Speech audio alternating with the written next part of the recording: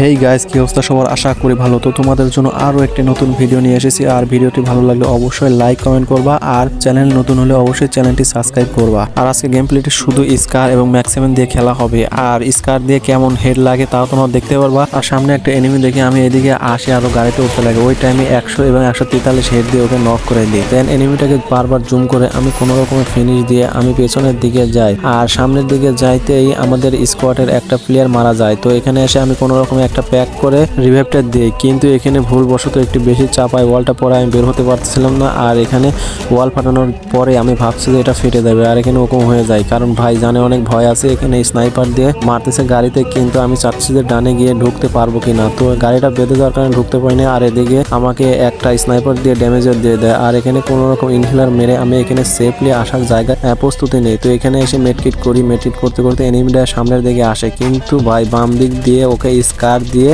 দুইটা হেডশট দিয়ে ওকে নক করে দিই। আর এনিমিটাকে নক করার পরে ওকে আমি তাড়াতাড়ি করে ফিনিশ দিই। আর বলা তো যায় না কোন দিক দিয়ে আবার এনিমি আসে। তো মোটামুটি আজকে ফুল কনফিডেন্স লেভেল আছে মনের মধ্যে। তো ওইদিকে আমার একটা প্লেয়ার নক হয়ে গেছে, তো ওরে আমি যা সাথে সাথে রিভাইভ দেওয়ার চেষ্টা করি।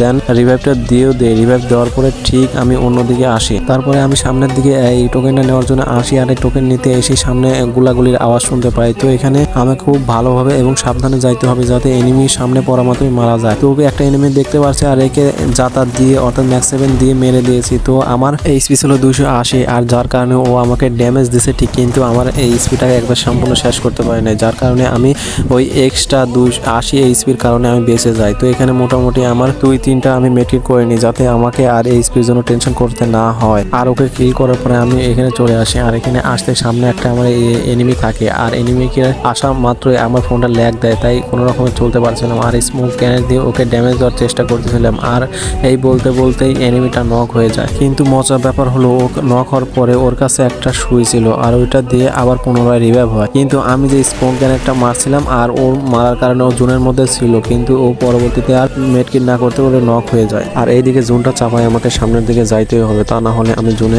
ড্যামেজ খাবো। আর এইদিকে পিছনে একটা বাম সাইডে একটা এনিমি আছে, ওরা আমাকে ড্যামেজ দিচ্ছে। আপাতত একটা ওয়াল ফেলাইলাম। তো ওয়াল ফেলানোর পরে সেফ হয়ে নেওয়ার কারণে একটা ওকম হলাম, কারণ পিছন থেকে মাইরে দিতে পারে। আর এইদিকে আমার টিমমেট M60 দিয়ে পিছনের এনিমিটাকে মেরে দিয়েছে। আর পিছন থেকে এনিমি মেরে দেওয়ার ভয়ে এখানে আমি ওয়াল পায়ে দাঁড়িয়ে থাকি, কিন্তু একটা গাড়ি নিয়ে এসে আমাকে ধাক্কা দেয়। আর এই ধাক্কাতে আমি অনেকটাই ড্যামেজ খাওয়া যায়, একটা ওয়াল মারে সামনে। আর আমার 200 এইচপি থাকার কারণে এখানে আমি বেঁচে যাই, কিন্তু গাড়ি ফাটার মাধ্যমে আমি আবার এখানে মারা যাই। কপাল খারাপ হলে আর কি যা হয়। আর কোনো রকমে আমার টিমমেটরা আমাকে রিভাইভটা দিয়েই দিল। রিভাইভ দেওয়ার মাত্রই আমি সামনে গিয়ে ওয়াল ফেলাইলাম। তো এখানে একটা মেডকিট করে নিই, কারণ বলা তো যায় না আমার কোন দিক দিয়ে এনিমি মারতে পারে। একদিক হচ্ছে জুন আমাদের পিছু ছাড়তেছে না, আর একদিকে এনিমি দুই সাইড থেকে আমাদের ড্যামেজ দিচ্ছে। আর আমরা কই যাব, কোন জায়গায় যাব, আর কিভাবে সেফলি নেব, এটা কোনোভাবেই মাথায় আসছিল না। তো এখানে মোটামুটি আমরা এই পাথরটার পেছনে বসতে পারি, কারণ এখান থেকে আমাদের যতই ওয়াল ফাটাক না কেন, আর পাথর তো ফাটাইতে পারবে না।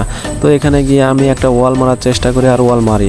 আমার টিমমেটরাও এখানে সেফ জোনে আসার জন্য ওয়ালটা মারে। তো আমাদের ডানে বামে দুই দিকে এনিমি আছে। এখন দেখা যাক কোন দিক দিয়ে এনিমিটা আসে, আর পিছন দিক থেকে আসার সম্ভাবনাও আছে। তো এখানে আমি ওয়াল ফাটানোর চেষ্টা করতেছি একদিক থেকে রাশ দেওয়ার, কারণ একদিক হলে অপরজন ও ড্যামেজ দিবে, কিন্তু পেছন থেকে আর একটা আসে। আর আমি ওরকম হয়ে ঘুরতে ওকে ম্যাক্স 7 দিয়ে টিম ওয়াইপ আউট করে দিচ্ছি। তো তারপরে আরেকটা মেডি করে নেই। তো মেডি করার পরে তারপরে স্মোক গ্রেনেড দিয়ে আমাদের নির্যাতনের উপর নির্যাতন করতেছি। তো কিন্তু কিছু করার নাই। তো আর একটা এনিমি আছে, আর এটাকে মারতে পারলে আমরা ভুইয়ে আনতে পারবো। তো ছোটখাটো আর একটা মেডি মেরে নিলাম, আর আমার টিমমেটকে নক করে দিয়েছে। আর এর সাথে স্কার দিয়ে আমি ওকে ড্যামেজ দিয়েছি।